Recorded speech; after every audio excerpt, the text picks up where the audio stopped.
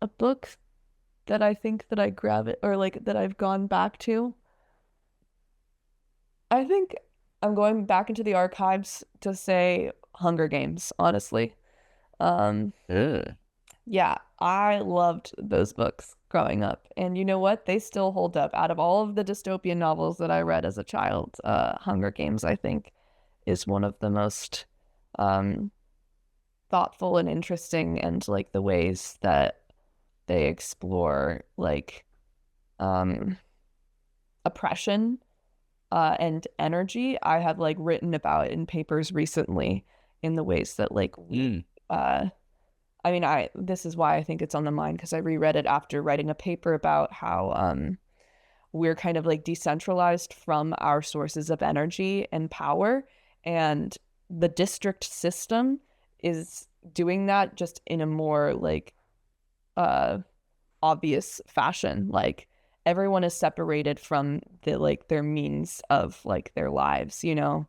Like all the coal is like made in one district, but then it's all used in like the capital, and the capital is completely like shut around from all the things that make up their lives. And I think that that is how our culture also exists in lots of ways, where we are separated by all of the conveniences that we're given, and it becomes very easy to not care and to consume.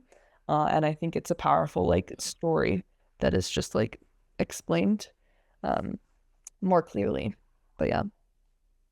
So when you say energy, what do you mean by that Well, this was a in that book? class on uh for you mean the Hunger Games, right?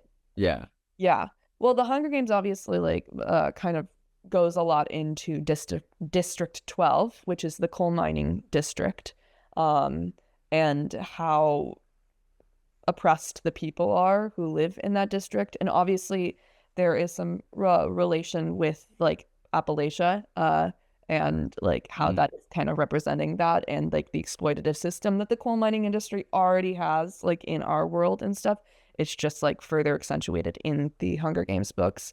Um, but I think the fact that they focused so much on that kind of shows like, that's where like the whole country was getting all their energy, but only these people were focused on this, and only them were suffering the consequences of what coal mining is, which is dangerous, and a lot of the men would die, and most of the people were starving, and then no one in the capital needed to suffer. And I think Hmm. that just kind of brings up that larger issue that like we don't often like think about like where our energy comes from when we turn on the lights or turn on our AC or Yeah. something.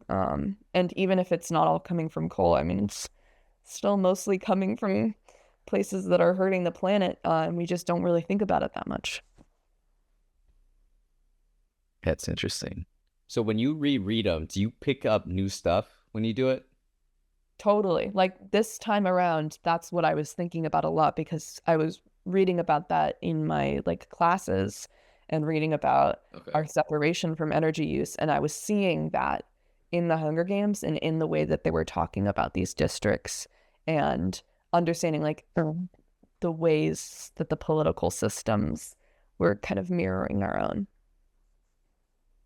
So when do you feel like it's more I feel like it's like symbiotic, but like is it because you're at a different point in your life that you're like aware or like you're experiencing something different in your life than what you did the previous time you read it?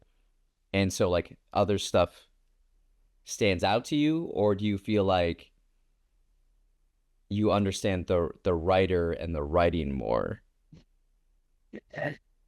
I think that it's really about what I'm learning about in the world in that moment, Yeah. and that influences me because I feel like there are often times in my life where I'm like, wow, like all my classes and like everything that I'm learning and talking about are all like kind of about the same theme. Like that's crazy. How is that happening?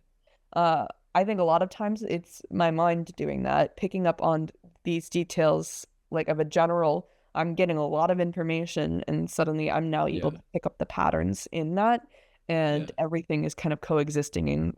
creating this like larger narrative of what I'm learning in my life at that specific time period.